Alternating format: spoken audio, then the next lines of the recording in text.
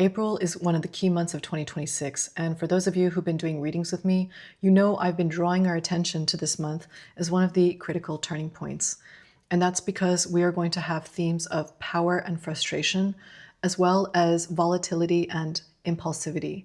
So we want to break those things down in this video so that we don't fall victim to the transits and that we can make more proactive decisions in the month of April.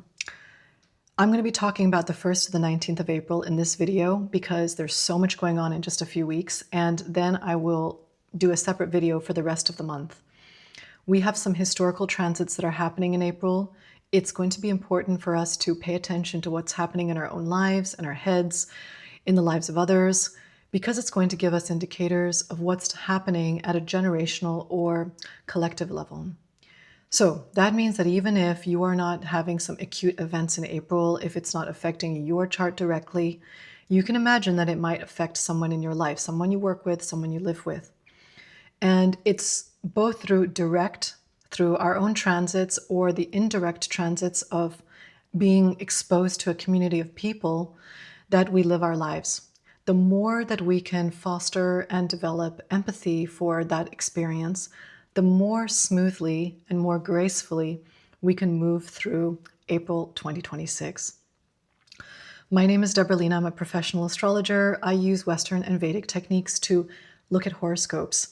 And if you would like to deep dive into your birth chart, get in touch for a personal reading. I'm leaving my booking link in the description box because, as always, what we're talking about here are general assessments of what's going on in the next few weeks.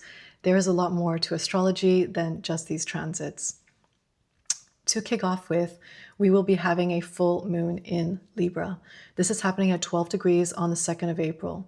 Between the 1st to the 3rd, the moon is in Libra. We've got that big energy. This is a full moon that has to do with the balancing act of your needs versus my needs, what I want to give, what you want to give. But in this particular instance, that capacity for really understanding what's a fair level of exchange may not be so strong. So if you are in a negotiation, if you are needing to discuss some sensitive things with someone else, this might not be the best few days to do that. The energy is too heightened. We might feel a little bit more selfish under this transit, or a little bit more fearful when we're walking into a negotiation or into an important conversation. If you don't know when the new moons and full moons are, I highly recommend getting to know that. I have a calendar. You can go and see what that is in your time zone. Getting to know the new moons and full moons is a great way to train yourself to understand what's going on with the planets. Oftentimes, I see people jumping into the complexities of the planets when a lot of information can already be garnered by just observing the moon. Having said all that, the meaty part of the transits are coming up starting the 9th of April. 9th of April to around 18th of May. That's when that fire energy is really getting stronger. In my last video, I talked about the importance of understanding where the motivation for our life is coming from, why we're doing the things we're doing, why we're in the relationships we're in. The more that we can be clear on that piece, the easier April is going to be.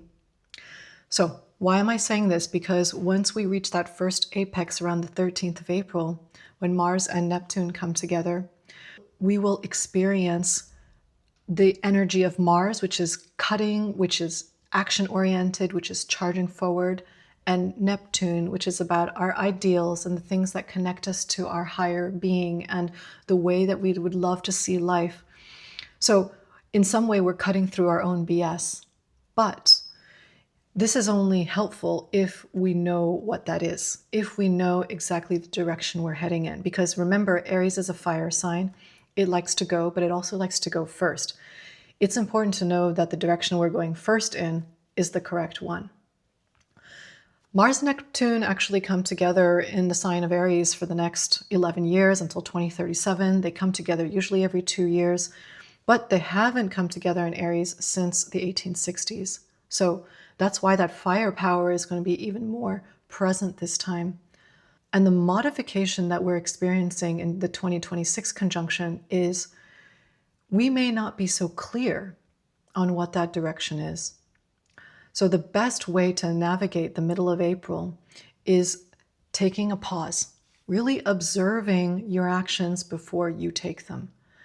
This seems like a really obvious thing for me to say, but once the firepower gets activated in April, instinct kicks in, and we don't necessarily have control over our actions in the same way that we thought we did. So that's why part A, get to know your motivations, get to know what you're thinking about before you reach that Mars-Neptune conjunction, is important.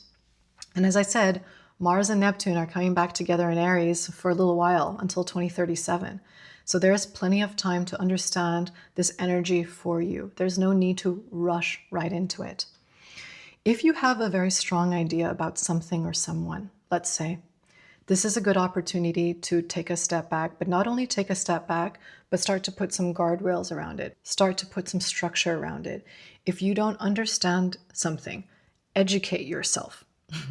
Very simply, take a course, talk to an expert, get to know that subject more deeply before you jump straight in.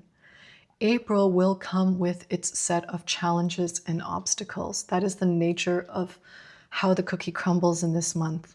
So instead of resisting that, work with it. Go slowly, go patiently, apply some structure, and you will be able to navigate these waters much better. The other thing is that people's tempers might be more heightened now. We get passionate about the things that we believe in. We might get very zealous about certain aspects of our life, and we may also be on the receiving end of that. So also observe the way that you communicate with people and people communicate with you. Have a little bit of patience. This is a very typical burnout transit, and we have a long year ahead. So I highly recommend this. Taking a step back is not only to prevent obstacles in your path, but also because you need to manage your energy levels. If you have a lot of Aries, if you have a lot of fire in your chart, there's many indicators for who might be more susceptible to this burnout. You will need to manage your energy. Again, easy for me to say this now, but once instinct kicks in, it's going to be harder to put the brakes on. I don't want us to think that this is only negative energy. The key caveat here is knowing that there's going to be the obstacles, but also doing that preparatory work first. This can also be a very creative time period. Like, you are getting a lot of ideas. You are really bubbling up with all of these things, and you are trying to put form and structure to those ideas. It can also be a time where you get very motivated and excited about something spiritual in your life, like a new meditation technique. Well, you go and do that meditation technique, but have some patience around it. It's going to take some time. Maybe you haven't quite figured out everything as it is. That's okay. So remember, there is time to see these things out. And as long as you can observe that, you'll be able to navigate this. The reason I'm saying this is twofold. One is that the energies that are happening this month will beget other energies, meaning that everything will act like a pinball machine. Many areas of your life are going to see some developments and see some change. So the more focused you are on your goals, and the more focused you are and patient you are with yourself, the more effective you'll be able to move through this month. The second reason is because 15th to the 17th of April is the Aries new moon at 27 degrees. That's going to peak on the 17th. And everything that I've just told you about the Mars-Neptune conjunction can be applied to this new moon, except it's going to be more heightened. It's going to be more impulsive and more volatile. So we are going to feel that energy, and we're going to want to mitigate that and to manage it. Don't over-caffeinate yourself. Instead of a seated meditation, do a walking meditation. Try to get more exercise. Adjust your schedule accordingly. Don't expect the same thing to have happened when we were in the Pisces season and everything was a little bit slower and everything was a little bit more internal. There's going to be a lot more extroverted energy, and we want to expend that in a healthy and directed way. So that Aries new moon is a very special one because we have 6 planets in Aries, and that is, of course, a very powerful creative force. But we also run the risk of driving into a force that's more about proving ourselves and more about bulldozing over other people. So this is why that exercise in restraint is going to be important. And actually, I don't believe that this particular new moon is great for activating new things because there's a lot of resistant energy, especially running into the 19th of April. In this time period, we're going to be a little bit more frustrated. We're not going to be able to move as quickly as we wanted to. So this new moon may birth some new ideas, may birth something new and exciting for you, but make sure that you also restrain yourself before you let the horses out the gate. And it may also represent, of course, the finalization and the closure of certain things that you're very in a hurry to get done. And in the same vein, you're going to need some patience for that closing out, for the ending. So to conclude and to summarize, April is a very fiery month. We are going to kick off with that full moon, but things are really going to start to get activated after the 9th of April. And between the 13th to the 19th, that apex of energy is going to make us feel a little bit distracted and a little bit less focused. So if we can implement the right structures and the guardrails beforehand and be clear on what we're trying to achieve in the month of April, we'll be able to move more gracefully and with less resistance despite the obstacles that might come our way.